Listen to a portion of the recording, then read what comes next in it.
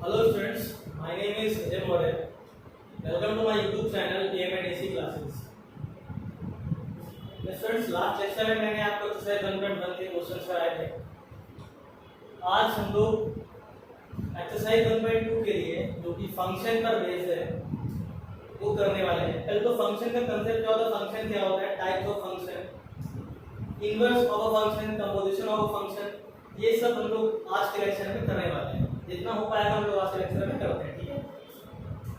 तो सबसे पहले बात होती है फंक्शन की। और हाँ, एक इम्पोर्टेंट बात, जो भी व्यूअर्स हमारे चैनल पर नए हैं वो हमारे चैनल को सब्सक्राइब करना ना भूलें, ताकि चैनल से जुड़ी कोई भी इम्पोर्टेंट अपडेट्स आपसे मिस ना हो। बेल आइकन जरूर दबा दें, ठीक है। तो सबसे पहले हम लोग देखेंगे यहाँ पे कि फंक्शन क्या होता है, व्हाट इज अ फंक्शन, ठीक है। तो फंक्शन क्या है, तो मेरे हिसाब से फंक्शन कुछ नहीं, it is a special type of relation. Simple सी बात है, ये क्या है, it is a special type of relation, special type of relation. जैसे हम लोगों ने एग्जांपल देखा ना क्लास में, जैसे कि हम लोगों की क्लास में जब हम लोग पढ़ते थे या पढ़ रहे हैं, तो क्लास में देखा है कि जो स्टूडेंट्स हैं, क्लास में सभी स्टूडेंट्स होते हैं ना, लेकिन उनमें से कुछ स्टूडेंट्स होते हैं, कुछ या एक दो स्टूडेंट होते हैं जिनको मॉनिटर बनाते हैं क्लास में वो क्या बन जाते हैं, मॉनिटर बन जाते हैं। तो वो मॉनिटर क्या है, पूरी क्लास को लीड कर रहा है ना। वो मॉनिटर निकला कहाँ से आकर है, निकला तो क्लास के स्टूडेंट में से जो है। इट मींस कि जो रिलेशन होते हैं ना, सभी रिलेशन फंक्शन नहीं बन पाते। जैसे कि हम लोगों ने फिजिक्स में एक टर्म पढ़ा है, केमिस्ट्री में, मेटलर्जी में एक टर्म पढ़ा है, ओर्स एंड मिनरल्स। तो वहां कहते हैं कि all minerals are not ores but all ores are mineral. वो स्टेटमेंट होते हैं ना, यहाँ स्टेटमेंट लोग पहचाने होते हैं, कौन सा स्टेटमेंट ट्रू है, कौन सा स्टेटमेंट फॉल्स है, ठीक है। तो मैंने क्या बताया कि जितने भी रिलेशन होते हैं उनमें से कुछ रिलेशन ही फंक्शन बन पाते हैं। इसका इनवर्स में अगर मैं कहूँ तो मैं ये कहना चाहता हूँ कि जो फंक्शन होते हैं वो एक्चुअली रिलेशन ही होते हैं। रिलेशन का एक स्पेशल टाइप क्या होता है, फंक्शन होता है। वो स्पेशल टाइप कैसे बनता है वो मैं बताता हूँ यहाँ, ठीक है। तो इसके पहले it is a special type of relation, इसके पहले मैं रिलेशन के पहले कुछ एक दो टर्म बताना चाहूँगा आपको। वो टर्म क्या है, domain, range and codomain of a relation. I think आप लोगों ने क्लास 11 में पढ़ा होगा, लेकिन फिर भी जो स्टूडेंट हमारे यहाँ नए हैं तो उन्होंने क्लास 11 में सही से नहीं पढ़ा है, थोड़ा सा मैं रिवाइज करा देता हूँ, देख लीजिए आप लोग। तो पहला तो मैंने क्या बताया, डोमेन।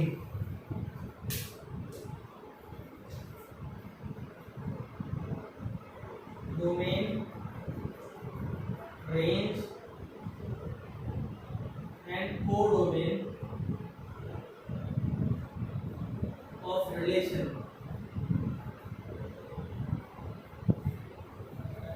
क्या होता है समझते हैं, ठीक है। जैसे हम लोग किसी भी रिलेशन को लिखने के तीन फॉर्म होते हैं, जानते हैं हम लोग, ठीक है। मैंने कहा कोई रिलेशन है, पहले तो रिलेशन को डिफाइन करेंगे, रिलेशन किस सेट से किस सेट में डिफाइन। तो मैंने कह दिया कि रिलेशन जो है सेट ए से सेट बी में डिफाइन है, सेट ए से सेट बी में डिफाइन है। सेट ए दिया गया है कुछ हमें 1 2 3 4, ये सेट ए है। सेट बी दिया गया है कुछ 5 6 7, ये सेट बी दिया गया। और रिलेशन रोस्टर फॉर्म में दिया गया, क्या दिया गया, 1, 5 2, 5 2, 7 3, 6, ये हमारे पास रिलेशन दिया गया है। तो कहा गया कि इस रिलेशन का डोमेन क्या होगा, रेंज क्या होगा, कोडोमेन क्या होगा, ठीक है।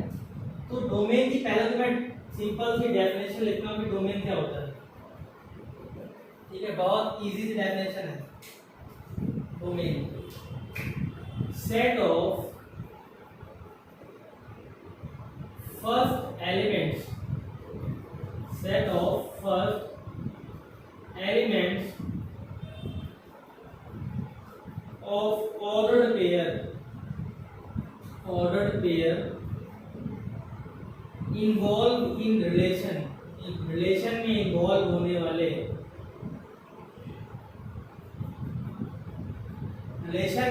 होने वाले सभी ऑर्डर्ड पेयर के फर्स्ट एलिमेंट से जो सेट बनता है उसको ही हम लोग क्या बोलते हैं, डोमेन बोलते हैं। तो यहाँ डोमेन ऑफ आर अगर मुझे देखना है तो यहाँ डोमेन क्या होगा, देखा 1 2 2 3।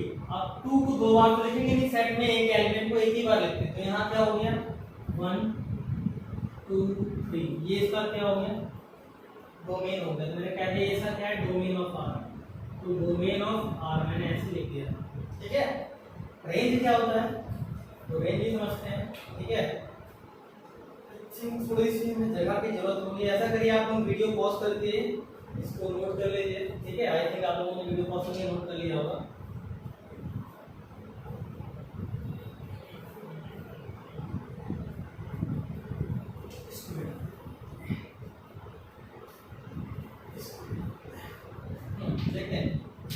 डोमेन ऑफ आर हो गया। अब बात आती है रेंज। व्हाट इज रेंज, मैंने कहा रेंज देखेंगे तो रेंज की डेफिनेशन पर देखेंगे। तो यहाँ फर्स्ट एलिमेंट्स का जो सेट था वो क्या था, डोमेन। तो मैंने कहते हैं set of second element of ordered pair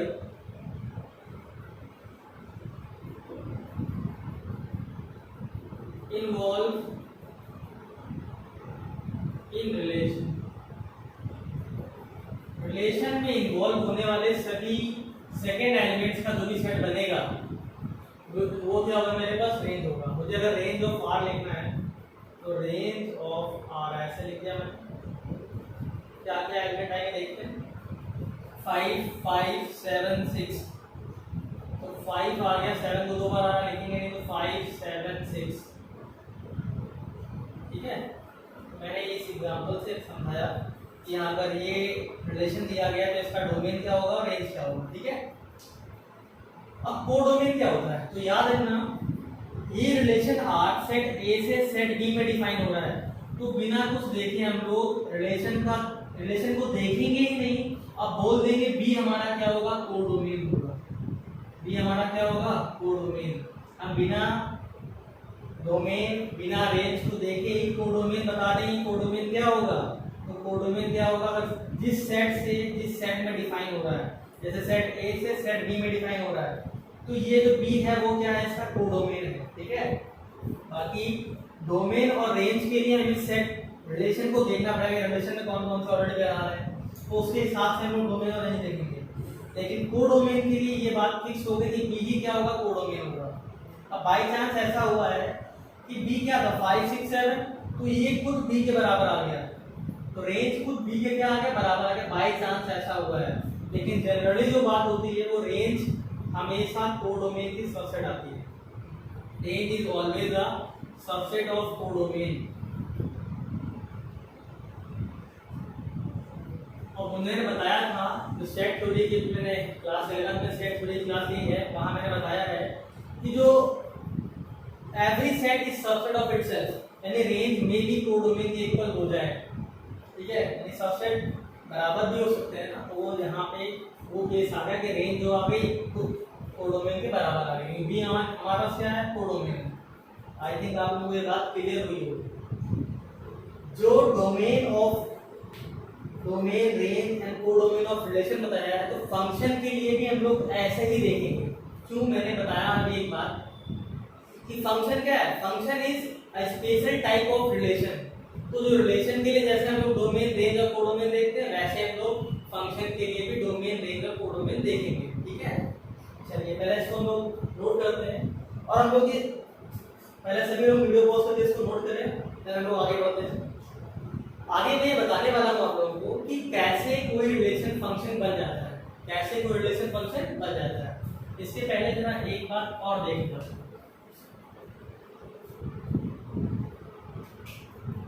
अगर मेरे पास कोई ऑर्डर्ड पेयर x, y लिखा है, ठीक है, तो बोलते हैं x is a pre image of y, x is a the image of y और y is the image of x। ठीक है, ये बात मैं बार बार यूज करूंगा।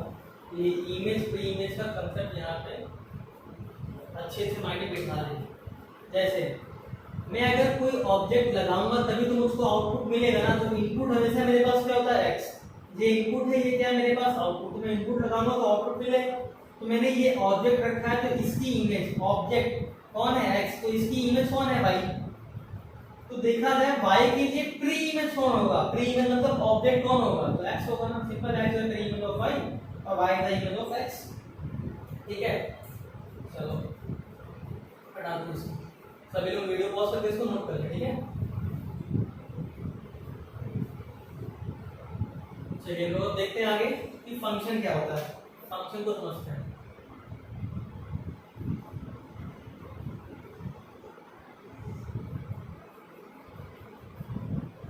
तो किसी भी रिलेशन का फंक्शन होना डिपेंड करता है दो बातों पर। अगर हम लोग रिलेशन का डोमेन निकालें, जैसे कि मैंने यहाँ बताया, मैं पहले एक एग्जांपल लेता हूँ। मैंने रिलेशन को सेट ए से सेट बी में डिफाइन किया, सेट ए से सेट बी में डिफाइन किया, और सेट ए मैंने बताया क्या है, तो 1 2 3 4। सेट बी क्या है, 5 6 7। ठीक है, मेरे पास कोई भी रिलेशन है, मैं रिलेशन अभी लिखूंगा, बताऊंगा। तो वो रिलेशन फंक्शन कैसे बन जाएगा, इसका लॉजिक है। अगर मैंने उस रिलेशन का, जो भी रिलेशन मेरे पास मैं लूंगा, जो भी रिलेशन फंक्शन बनना चाहता है, अगर मैं उस रिलेशन का डोमेन निकालूं, अगर मैं पहली कंडीशन जो नीड है जिसकी, ठीक है, बता रहा हूं, अगर मैं उस रिलेशन का डोमेन निकालूं और वो डोमेन खुद सेट ए के बराबर आ जाए, अगर मैं रिलेशन का डोमेन निकालूं और डोमेन खुद सेट ए के बराबर आ जाए, तो पहली कंडीशन हो गई कि वो रिलेशन फंक्शन हो सकता है, वो रिलेशन फंक्शन हो सकता है। और मैं ये बात जो बता रहा हूँ, ये रोस्टर फॉर्म के लिए बात बता रहा हूँ। ठीक है, रोस्टर फॉर्म के लिए मैंने बताया कि जो भी रिलेशन है मेरे पास, जो भी ऑर्डर पेयर आ रहे होंगे, उन ऑर्डर पेयर के फर्स्ट एलिमेंट का सेट बनाऊंगा मैं। फर्स्ट एलिमेंट का सेट क्या होता है, डोमेन। और अगर मैंने डोमेन निकाला, डोमेन खुद सेट ए के बराबर आ गया, तो वो रिलेशन फंक्शन हो सकता है। अभी ये नेसेसरी कंडीशन है, सफिशिएंट नहीं है। अभी आगे क्या देखना है, आगे मैंने बताया कि उस रिलेशन में कोई भी दो ऑर्डर पेयर ऐसे नहीं होने चाहिए, उस रिलेशन में कोई भी दो ऑर्डर पेयर ऐसे नहीं होने चाहिए जिनका फर्स्ट एलिमेंट सेम होगा। रिलेशन में आने वाले सभी ऑर्डर पेयर, कोई भी दो ऑर्डर पेयर, उन सभी ऑर्डर पेयर में से कोई भी दो ऑर्डर पेयर ऐसा ना हो जिसका फर्स्ट एलिमेंट सेम हो रहा हो। अगर फर्स्ट एलिमेंट सेम हो रहा है तो वो रिलेशन फंक्शन नहीं बन सकता। रिलेशन को फंक्शन बनने के लिए पहली कंडीशन क्या है कि डोमेन ऑफ रिलेशन को सेट ए के बराबर आ जाए। दूसरी कंडीशन क्या है कि कोई भी दो ऑर्डर पेयर रिलेशन में नहीं होने चाहिए जिनका फर्स्ट एलिमेंट सेम हो। ठीक है, तो पहली मैं कंडीशन लिखता हूँ कि फर्स्ट कंडीशन क्या है कि फंक्शन, रिलेशन को फंक्शन बनने के लिए, ठीक है, फंक्शन क्या होता है पहले तो लिखते हैं मैंने, it is special type of relation, it is a special type of relation. First क्या है कि domain of relation, domain of relation should be equal to set A, set A के बराबर होना चाहिए। यानी रिलेशन सेट A से set B में डिफाइन हो रहा है, तो जिससे डिफाइन हो रहा है वो पूरा पूरा डोमेन बनना चाहिए। ठीक है, दूसरी condition, there should be no two ordered pair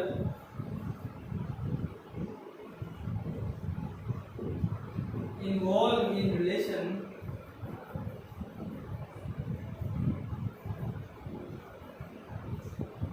which has same first element, यानी रिलेशन में कोई भी दो ऑर्डर ऐसे नहीं होने चाहिए जिनका फर्स्ट एलिमेंट क्या होगा सेम होगा। ठीक है, अब देखते हैं हम लोग कई सारे रिलेशन लेंगे, चेक करेंगे रिलेशन फंक्शन बन सकता है कि नहीं बन सकता है। अब मैं रिलेशन को किस फॉर्म में लेने वाला हूँ, रोस्टर फॉर्म में लेने वाला हूँ। ठीक है, देखते हैं, एग्जांपल ले रहा हूँ मैं और आप लोग बताएंगे ये फंक्शन बन सकता है कि नहीं बन सकता है। ठीक है, R1 रिलेशन लिया मैंने,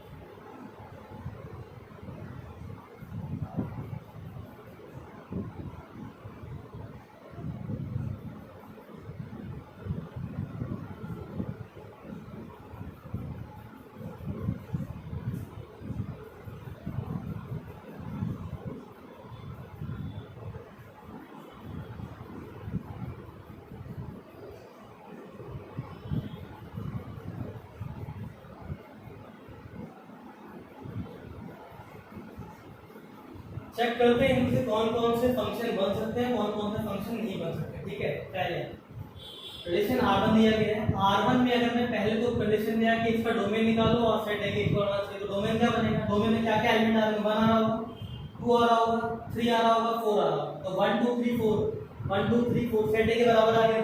तो पहली कंडीशन तो फॉलो हो गई। अब चेक कर ले दूसरी condition, there should be no two order pair involved in relation which has same first element. देखा, ठीक है, 1 5 2 5 3 5 4 6, इसमें कोई भी दो ऑर्डर पेयर ऐसे नहीं आ रहे हैं जिनका फर्स्ट एलिमेंट सेम हो, देखो यहाँ 1 है, यहाँ 2 है, यहाँ 3 है, यहाँ 4 है, सबके अलग अलग है ना। इट मींस ये फंक्शन बन गया, ये फंक्शन बन गया। चेक करते हैं, यहाँ पे आते हैं। पहले तो क्या देखना है कि डोमेन क्या होना चाहिए, सेट है कि इक्वल होना चाहिए, तो 1 4 2 1, यानी कि 1 2 4 3 तो आ नहीं रहा है। जब पहली कंडीशन फॉलो नहीं हो रही है, 3 नहीं आ रहा है, तो आगे हम चेक करेंगे नहीं, इट मींस इसका डोमेन सेट ए के बराबर नहीं आता है, आगे चेक ही नहीं करना है।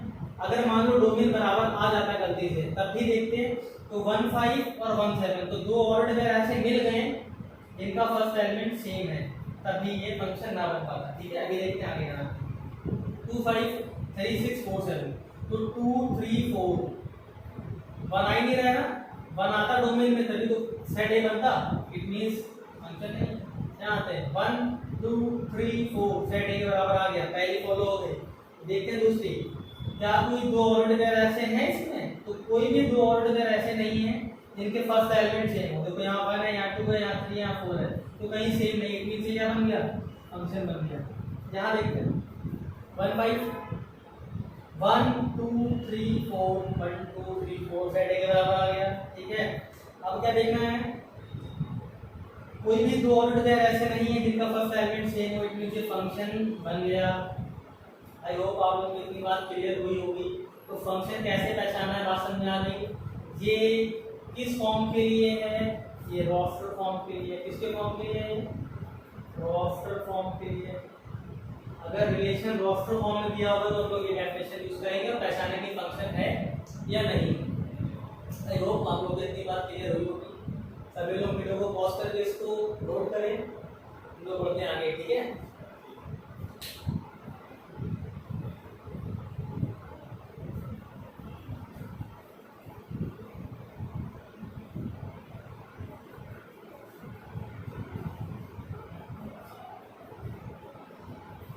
अब बात करते हैं, अगर रिलेशन रोस्टर फॉर्म में दिया है तब तो ठीक है।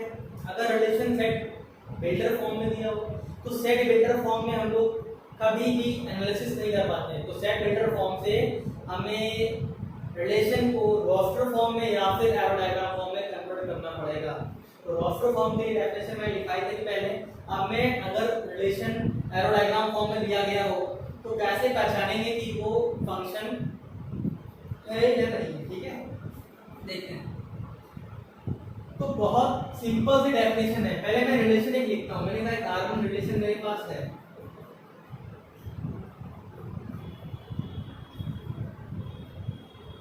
एक बस एक स्टेटमेंट था वो याद रखना है। Every element of set A, every element of set A has one and only one image in set B। बहुत सिंपल सा स्टेटमेंट है। Every element of set A has one and only one image in set B। ठीक है, समझते हैं क्या मतलब है इसका। पहले तो ये इमेज का कंसेप्ट क्या है वो समझते हैं। 11th में फिलहाल आप लोगों को पता होगा ये, फिर भी बता दे रहा हूँ। इधर x दिया गया है, इधर y दिया गया है, तो बोलते हैं y is the image of x। y is the image of x। x object है तो इसकी इमेज है मेरी, उसको y नहीं है, ठीक है। ये पता होगा, ठीक है। देखते हैं, तो रिलेशन लेते हैं, चेक करते हैं। मैंने कहा रिलेशन R1 लिया मैंने। R1 रिलेशन जो है वो सेट A से सेट B में डिफाइन है। सेट A लिखते हैं 1 2 3 4, सेट B लिखते हैं 5 6 7। मैंने कहा 1 की इमेज मैं ले रहा हूँ, 1 की इमेज 5, 1 की इमेज 6 2 7 4 6। ये R1 है, R2 ले रहा हूँ, जैसे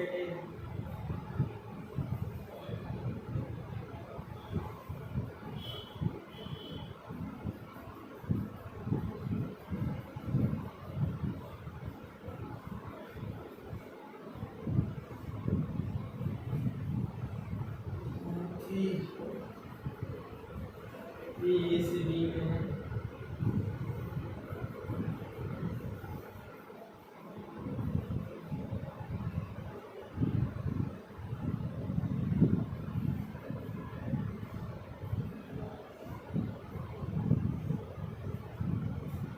अब मुझे चेक करना है कि ये रिलेशन जो मैंने बनाए हैं ये फंक्शन है कि नहीं, ठीक है।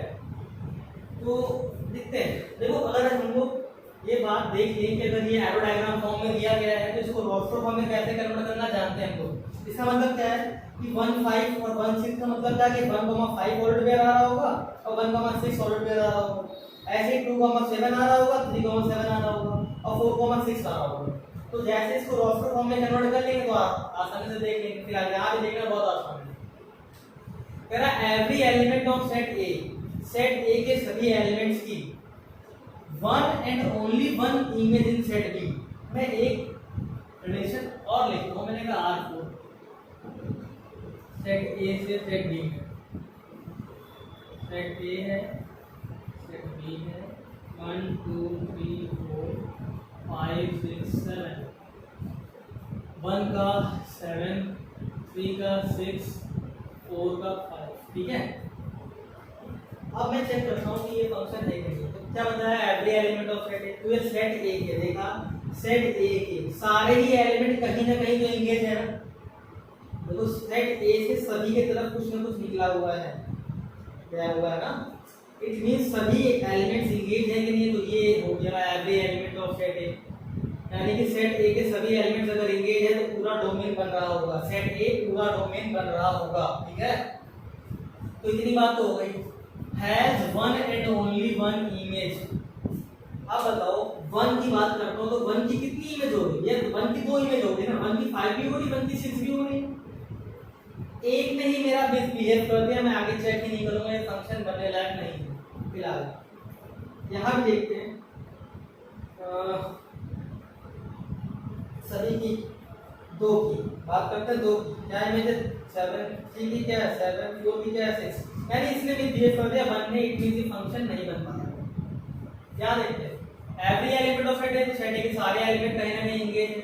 और क्या कहा गया कि has one and only one, तो 1 की इमेज केवल एक ही इमेज आ रही है, क्या आ रही है 5, 2 की भी केवल एक ही इमेज आ रही है, क्या आ रही है 5, 3 की भी केवल एक ही इमेज आ रही है, क्या आ रही है 5, 4 की भी केवल आ रही है 5, यानी सभी एलिमेंट्स की एक इमेज है और सभी एलिमेंट्स की है, सेट है कि सभी एलिमेंट्स की, कोई भी एलिमेंट यहां छूट नहीं रहा है, तो सबकी इमेज आ रही है। इट मींस ये फंक्शन बनने लायक है, इट इज अ फंक्शन, ये फंक्शन है,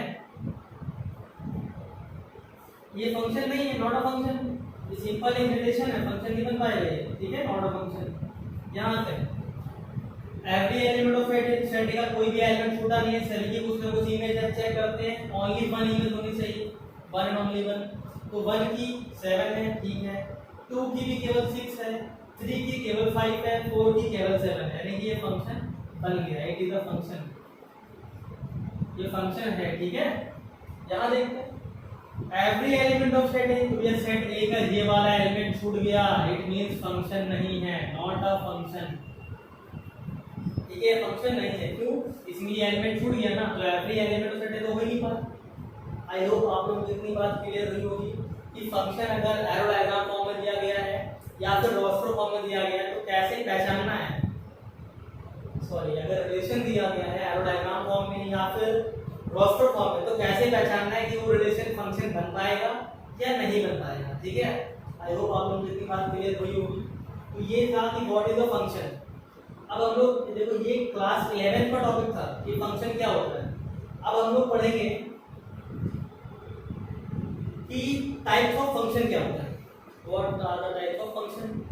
अच्छा फंक्शन की मैं एक डेफिनेशन और बताता हूँ, फंक्शन की नहीं एक्चुअली फंक्शन के डोमेन और रेंज की डेफिनेशन, डोमेन और रेंज की डेफिनेशन समझते हैं, ठीक है। देखते हैं कि फंक्शन पहले क्या होता है, फंक्शन को हम लोग एज अ रूल कैसे समझेंगे। देखो अगर हम लोग सोचें कि हमारे पास हर टाइप के फंक्शन ऐसे ही बन के आ रहे होंगे और हम लोग कर रहे हो ना, ये हमारी भूल है। ये हमारे पास पहले एक अप्रोच है जिससे हम लोग फंक्शन को समझ पाते हैं कि फंक्शन को कैसे देखना है, क्या क्या कंडीशन देखनी होती है।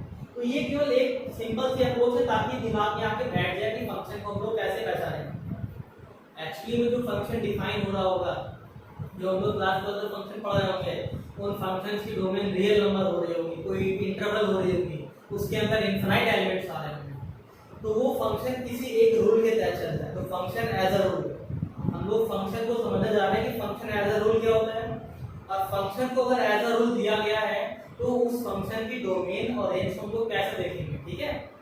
चलिए समझते हैं एक बार, सभी लोग वीडियो को पॉज करके इसको नोट कर लें। आई होप नोट कर लिया होगा आप लोगों ने।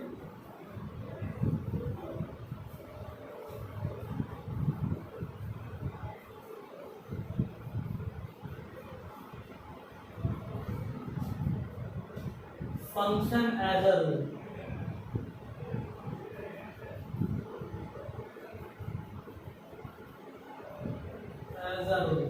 ठीक है। देखते हैं सपोज करो y इक्वल्स टू fx दिया गया है, fx।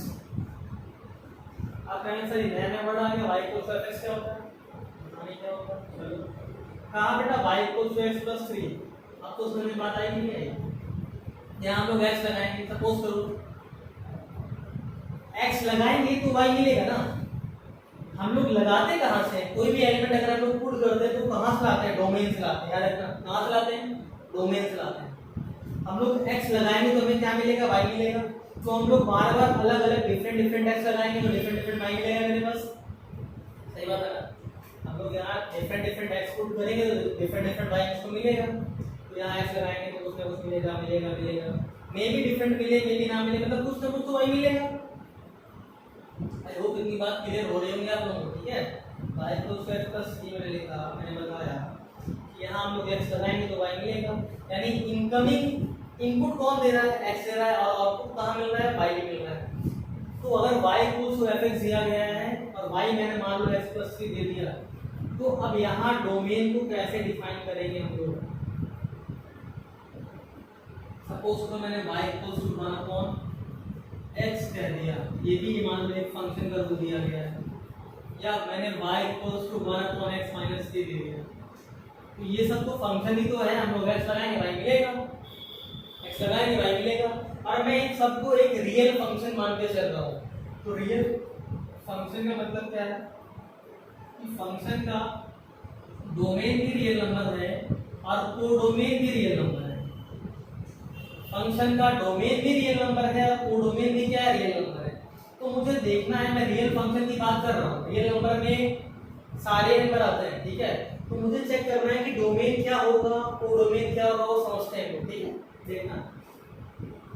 देखना डोमेन मेरे पास क्या होगा, तो मैंने कहा set of all values of x, बहुत सिंपल है, set of all values of x for which function is defined, for which function is set of all values of x for which function is defined. अब function मान लो जहां पे undefined हो जाएगा, defined ही नहीं हो रहा है, इन्फिनिटी बन जा रहा है, तो उस केस में जो भी मैंने x की वैल्यू लगाई हुई है, जिसके करस्पॉन्डिंग y जो आ रहा है वो अनडिफाइंड आ रहा है, यानी कि इन्फिनिटी आ रहा है, तो वो x हम लोग इंक्लूड नहीं करेंगे यहाँ पे। जैसे कि मैंने ये एग्जांपल लिखा है, मैं जैसे यहाँ पे x की वैल्यू लगाऊंगा 0, तो 1/0 के बाद आएगा इन्फिनिटी बन जाएगा, और इन्फिनिटी यानी कि y इन्फिनिटी, इन्फिनिटी डिफाइंड होता नहीं है, इट मींस इस फंक्शन की डोमेन में 0 नहीं आएगा, इस फंक्शन की डोमेन में 0 नहीं आने वाला है, ठीक है। ऐसे में यहाँ आया, मैंने लिखा y equals 1 upon x minus 3, जैसे ही मैं x इक्वल टू 3 लगाऊंगा यहाँ पे 3 माइनस 3 0, तो 1/0 इन्फिनिटी बन गया, यानी कि इस फंक्शन की डोमेन में 3 नहीं आने वाला है। क्यों नहीं आने वाला है, मैंने डोमेन को डिफाइन किया, यहाँ पे क्या है domain, set of all values of x for which function is defined. इसके लिए फंक्शन डिफाइंड होगा, उसी के लिए हम लोग वही वैल्यूज रखेंगे x के, अदरवाइज कोई वैल्यू x की नहीं रखेंगे जिसमें फंक्शन डिफाइंड नहीं हो रहा है। जैसे कि यहाँ 3 पे नहीं हो रहा है तो इसकी डोमेन में 3 नहीं आएगा, इसकी डोमेन में 0 नहीं आएगा, इसकी डोमेन में हर एक नंबर आएगा, क्योंकि ये फंक्शन हर जगह डिफाइंड है, ये नंबर के हर एक नंबर पे ये फंक्शन डिफाइंड है। लेकिन यहाँ पे 0 पे डिफाइन नहीं है, यहाँ पे 3 पे डिफाइन नहीं है। आई होप इतनी बात आप लोगों को क्लियर हो रही है, ठीक है। तो ये क्या होगा, डोमेन की डेफिनेशन, जब फंक्शन एज अ रूल दिया गया हो तब। और ये अप्रोच हमें पूरी मैथ्स में काम आएगी, यही इकलौती अप्रोच है मैथ्स में, वो जो हम लोगों ने अभी पढ़ा है कि डोमेन क्या होता है, रेंज क्या होता है, वो केवल माइंड में एक जरा से अप्रोच डालने की बात होती है कि हाँ कि हम लोग एक आइडिया देख लेंगे यार कैसे क्या चीजें चलती हैं, ठीक है। मेनली पढ़ने तो हम लोग यही वाले ना, यही पढ़ने वाले हैं हम लोग।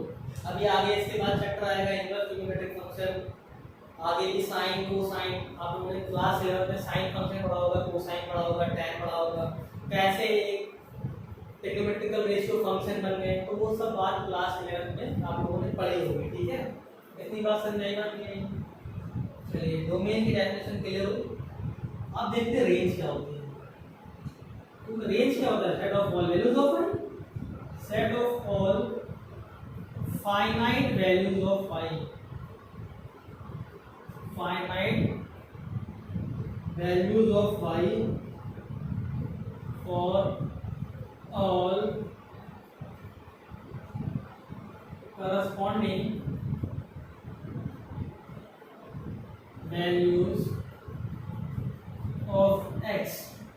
क्या बताया मैंने, set of all values of y की सारी वैल्यूज जो कि x के करस्पॉन्डिंग मेरे पास निकल रही है, वो भी कैसी वैल्यू होनी चाहिए, फाइनाइट होनी चाहिए, मैं इनफाइनाइट नहीं लूंगा, फाइनाइट वैल्यूज होनी चाहिए।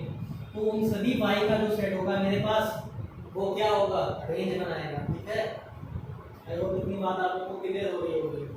अगर मैंने इस फंक्शन को रियल नंबर से रियल नंबर में लिया है तो कंफर्म है इसका डोमेन रियल नंबर हो रहा होगा, कोडोमेन क्या हो रहा होगा, रियल नंबर, क्योंकि मैंने रियल नंबर से रियल नंबर में लिया होगा, ठीक है।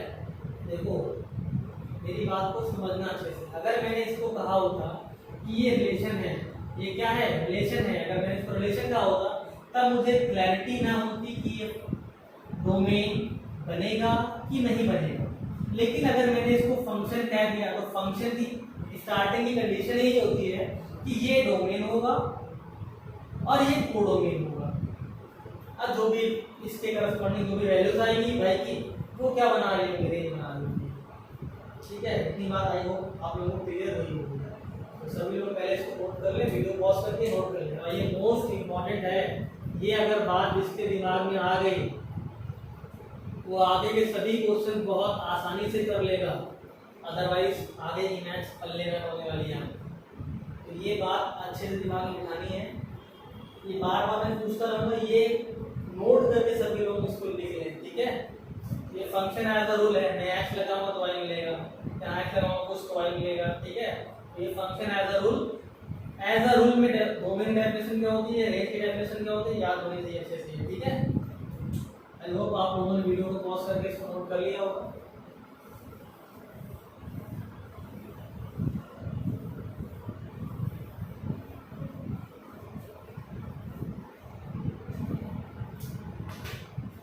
ठीक है, तो ये क्लास 11 का था जो भी मैंने फंक्शन डिवाइस कराया। क्लास 12 में एक्चुअली में टाइप्स ऑफ फंक्शन है। ठीक है, टाइप्स ऑफ फंक्शन को समझते हैं। ठीक है, क्या है types of function? Types of function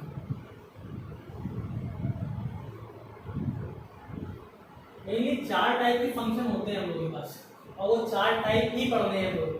अब उनको आपस में कंबाइन करके अलग अलग टाइप बना देते हैं, हमें उससे मतलब नहीं है। हमें केवल 4 टाइप पढ़ने हैं, और जहाँ जहाँ कंबाइन करके फंक्शन बनाएंगे, जहाँ जहाँ जो इंपॉर्टेंट केस होंगे वो हम लोग देखेंगे, अदरवाइज बाकी लोग इसको करेंगे। ठीक है, देखते हैं। पहला 1-1 फंक्शन, 1-1 फंक्शन, और इसी के साथ साथ में मैनी वन फंक्शन भी करा दूंगा। सिंपल से, अगर जिन्होंने पढ़ा है थोड़ा बहुत इसके बारे में नॉलेज है, तो 1-1 फंक्शन, अगर जो फंक्शन 1-1 नहीं है वो अपने आप मैनी वन फंक्शन बन जाता है। तो यहाँ पर मैंने 2 डेफिनेशन कवर करने वाला हूँ। ठीक है, डेफिनेशन क्या होती है 1-1 फंक्शन की? तो मैंने कहा एवरी, मान लिया मैंने पहले तो मैंने कहा कोई फंक्शन है जो कि सेट ए से सेट बी में डिफाइन होता है, सेट ए से सेट बी में डिफाइन हो रहा है, और हमारे पास सेट ए दिया होगा और सेट बी दिया होगा। ठीक है, चलो मैंने कहा every element of set A, every element of set ए। देखो मेरी बात को अच्छे दिमाग में डाल लेना। अगर फंक्शन को समझना है तो फंक्शन को हमेशा और हमेशा एरो डायग्राम फॉर्म में समझो। रोस्टर फॉर्म इतना कन्वीनियंट फॉर्म नहीं होता फंक्शन को समझने के लिए। फंक्शन को समझना है तो मैक्सिमम टाइम पे हम लोग को रोस्टर फॉर्म देखनी पड़ेगी। सॉरी एरो डायग्राम फॉर्म में ही हम लोग फंक्शन को एनालिसिस करेंगे। ठीक है, देखते हैं। Every element of set A has 1 and only 1। अब मैं यहाँ एक वर्ड लिखने वाला हूँ distinct, distinct image in set B. 1 and only 1 को फंक्शन बनाएगा ना। पहली बात, अगर मुझे फंक्शन 1-1 फंक्शन चेक करना है तो पहले तो फंक्शन होना चाहिए ना, तभी तो 1-1 चेक करेंगे हम लोग। तो पहले तो क्या होना चाहिए कि every element of set A has 1 and only 1 image in set B. तो ये फंक्शन की डेफिनेशन होगी।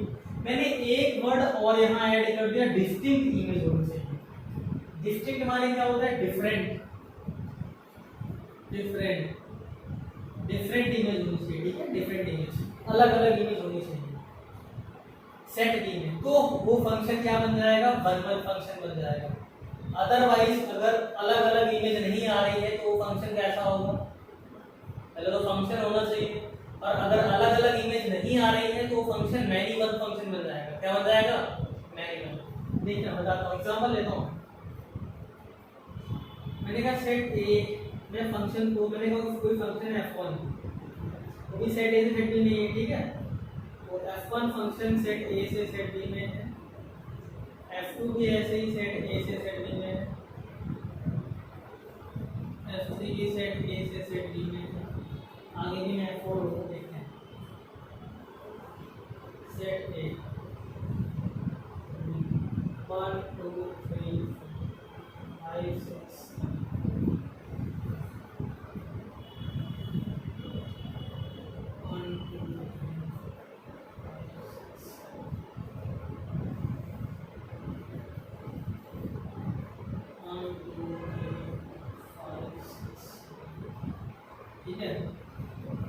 वन की इमेज क्या है 5 लेंगे, 2 की 6 लेंगे, 3 की 7 लेंगे, 4 की 6 लेंगे, 1 की 9 लेंगे, 2 की 7 लेंगे, 3 की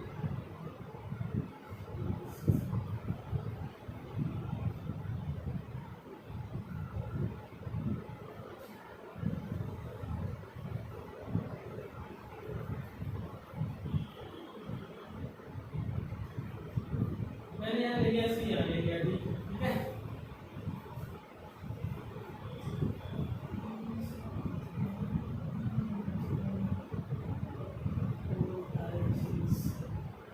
तो मैंने यहाँ तो फंक्शन लिया है, तो फंक्शन सी से डी में लिया हुआ है, ठीक है। देखते हैं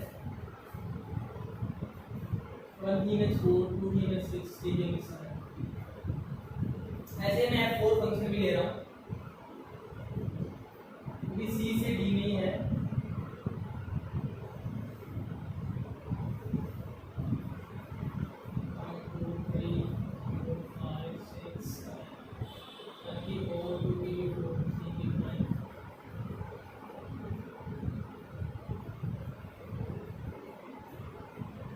अच्छा भी देखना, चेक करना है कि 1 है कि नहीं है। देखते हैं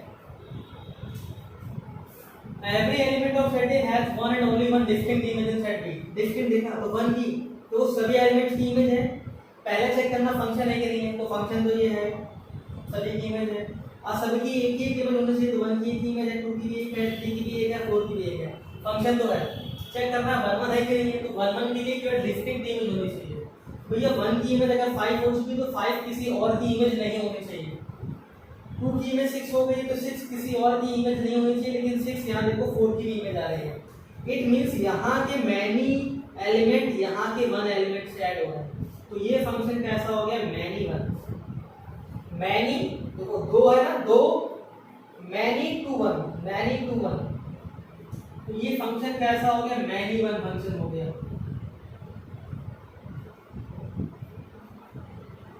क्योंकि यहाँ के 2 एलिमेंट एक से एंगेज हो रहे हैं, इट मींस ये क्या है मैनी 1 फंक्शन, ठीक है। यहाँ देखते हैं फंक्शन है तो बिल्कुल है, सारे एलिमेंट एंगेज है। 1 की 6 है, 2 की 7 है, 3 की 5 है, 4 की 6 है, तो सभी की क्या है इमेज, एक ही एक इमेज आ रही है, ठीक है। अब देखना है डिस्टिंक्ट इमेज है कि नहीं है, तो बिल्कुल नहीं है। देखो यहाँ पे 7 है, नहीं सॉरी कौन है, किसी और में जा रही है 6 की देखो 2 प्री इमेज मिल रही है। 6 की एक इमेज प्री इमेज कौन सी है 1, और 6 की एक प्री इमेज कौन सी है 4, यानी कि 6 2 एलिमेंट्स की इमेज बन रहा है, 1 की और 4 की। यानी यहाँ के मैनी फंक्शन, यहाँ के मैनी एलिमेंट यहाँ के 1 से कंबाइन हो रहे हैं। इट मींस क्या है, ये मैनी 1 फंक्शन है। मैनी 1 बोल दूं या फिर नॉट 1 1 बोल दूं, 1 1 नहीं है, ठीक है। मैनी 1 है, नॉट 1 1, बात एक ही है, ठीक है। अगर उतनी बात क्लियर हो रही हो जाए देखना यहाँ पे मैंने यहाँ फंक्शन सी से डी लिखा, समझाया कुछ। सी मैंने एलिमेंट्स लिख लिया 1 2 3, डी क्या 4 5 6 7। चेक करते हैं कि फंक्शन 1 1 है कि नहीं है। भैया यहाँ ये डोमेन कौन है, यहाँ पे इसमें डोमेन सी है, सभी के एलिमेंट्स की एक ही एक इमेज आ रही है, और वो भी इमेज कैसे डिस्टिंक्ट। देखो 1 की 4 है, 2 की 5, 2 की 6 है, 3 की 7 है, और कुछ दिखाई पड़ता है क्या, सभी की इमेज मिल रही है, सभी की डिस्टिंक्ट इमेज मिल रही है, क्योंकि कैसा फंक्शन है 1 1 फंक्शन है। फंक्शन कैसा है 1 1 है। वो कितनी बात क्लियर हो रही होगी, तो 1 1 है तो मैनी 1 होने का चांस नहीं है। यहाँ देखते हैं 1 2 3 सबकी इमेज आ रही है, एक ही एक इमेज आ रही है, लेकिन 1 और 2 की इमेज सेम हो गई जाती है, यानी ये फंक्शन कैसा हो गया मैनी 1 फंक्शन।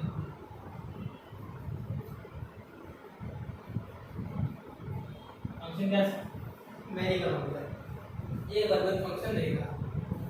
आई होप इतनी बात आप लोगों को क्लियर हुई होगी कि 1 1 फंक्शन कैसे देखना है और मैनी 1 फंक्शन कैसे देखना है। अच्छा एक क्राइटेरिया और बता रहा हूँ 1 1 फंक्शन को चेक करने के। 1 1 फंक्शन अगर हमें चेक करना है तो याद रखना कि डोमेन में जो एलिमेंट्स आ रहे हैं वो को डोमेन के एलिमेंट्स के या तो बराबर होंगे या तो उनसे कम होंगे। डोमेन के एलिमेंट्स यानी कि मैं यहाँ लिख दे रहा हूँ, अगर ये फंक्शन ए से बी में डिफाइन हो रहा है तो एक नेसेसरी, देखो नेसेसरी कंडीशन बता रहा हूँ, सफिशिएंट नहीं है, वो बात हमेशा लगे ऐसा नहीं है, लेकिन एक बात तो होनी ही चाहिए।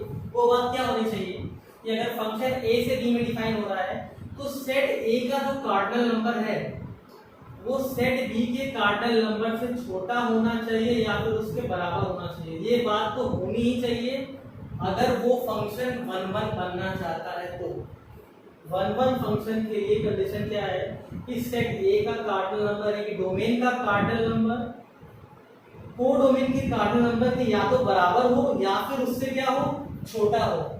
बड़ा होगा तो कभी भी 1 1 फंक्शन नहीं बन पाएगा। ये बात नोट करके सभी लोग लिखिए, ये बात ध्यान में होनी चाहिए, ठीक है। चलिए आप हम इसको वीडियो को पॉज करके इसको नोट कर ले, हम लोग बोलते हैं आगे। आई होप सभी ने वीडियो को पॉज करके नोट कर लिया।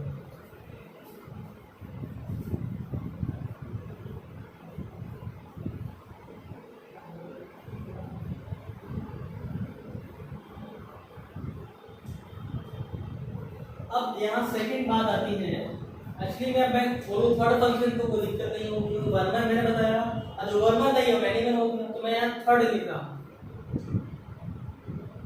On to function.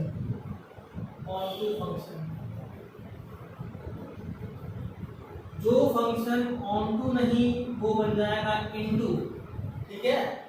देखते हैं क्या होता है फंक्शन। तो मैंने कहा every element of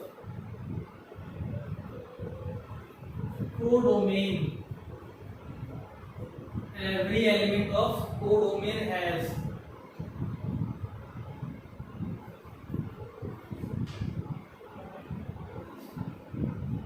every element of codomain must have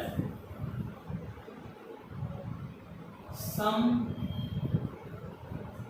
pre-image in set A। देखो मैं बहुत वन लाइन में डेफिनेशन लिखा रहा हूँ ना, कुछ लिखा ना उसको। जब बताया कि every element of codomain, codomain में जनरली यहाँ पे क्या ले रहा हूँ, मैं बात कर रहा हूँ बी की, क्योंकि मैं फंक्शन को ए से बी मान रहा हूँ ना, तो कोडोमेन मैंने किसकी बात की, मतलब यहाँ बी की बात होगी, सेट बी की बात होगी है।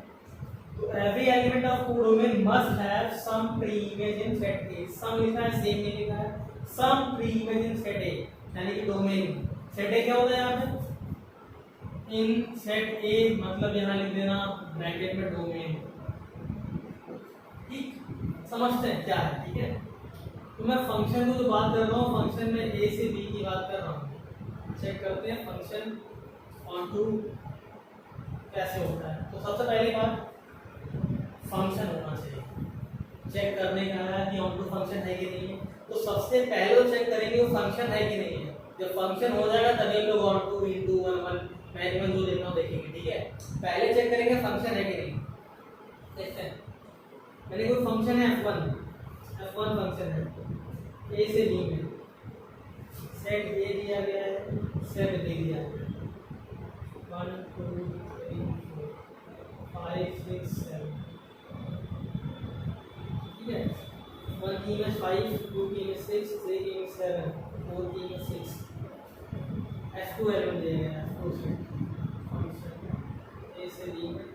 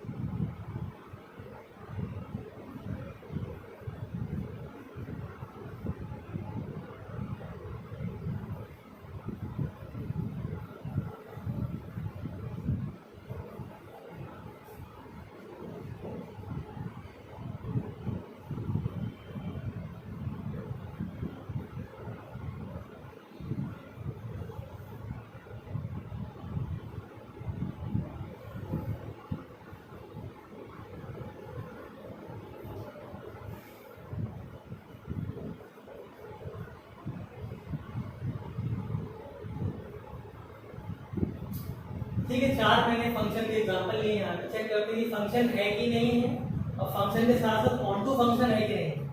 देखते हैं f1 फंक्शन है तो सारे एलिमेंट्स की एक ही इमेज आ रही है, इसका मतलब फंक्शन तो है। चेक करना है ऑन टू है कि नहीं। तो ऑन टू कंडीशन क्या होती है कि every element of code domain, code domain मतलब इस तरफ वाला सेट बी, सेट बी के करस्पॉन्डिंग सभी एलिमेंट की कुछ ना कुछ फ्री इमेज मिल रही है। इसका मतलब क्या है कि सेट बी का कोई भी एलिमेंट छूटना नहीं चाहिए। तो सेट बी का कोई भी एलिमेंट छूटना नहीं है, देखो सबकी कुछ ना कुछ फ्री इमेज आ रही है।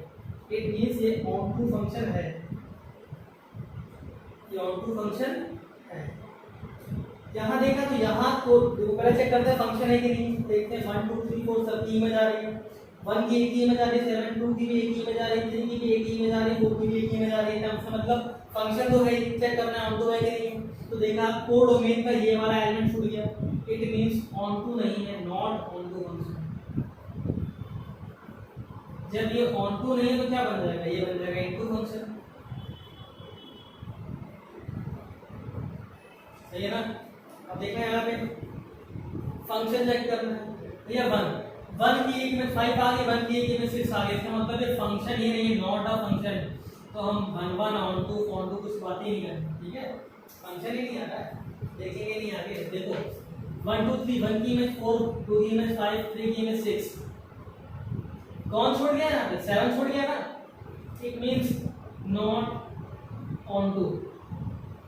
इसका मतलब क्या हो जाएगा, इनटू फंक्शन। क्या हो जाएगा ये, इनटू फंक्शन। और हम लोगों ने अभी दो फंक्शन पहले बनाए, 1 1 और मैनी 1। चेक करते हैं 1 1 है कि नहीं है। तो 1 1 तो बिल्कुल नहीं है, 1 की इमेज 5, 2 की इमेज 6 और 3 की इमेज भी 6 हो गई। सॉरी 3 की इमेज 7 हो गई, 4 की इमेज भी 6 हो गई, यानी 2 और 4 की इमेज क्या हो गई, 6 हो गई। इसका मतलब ये मैनी 1 ही बन जाता है, 1 1 नहीं है। चेक करना चाहते कर सकते हैं, बदला लेते हैं। यहाँ भी देखो 7 जो है, 1 की भी इमेज 7 है, 3 की भी इमेज 7 है, 4 की भी इमेज 7 है। इसका मतलब ये मैनी 1 है, 1 1 नहीं है। क्या लेते हैं, फंक्शन ही नहीं है, बात ही नहीं करेंगे आगे। ये कैसा, ये 1 1 है, क्योंकि सभी की एक ही इमेज है, ठीक है। आई होप इतनी बात आप लोगों को क्लियर हुई होगी।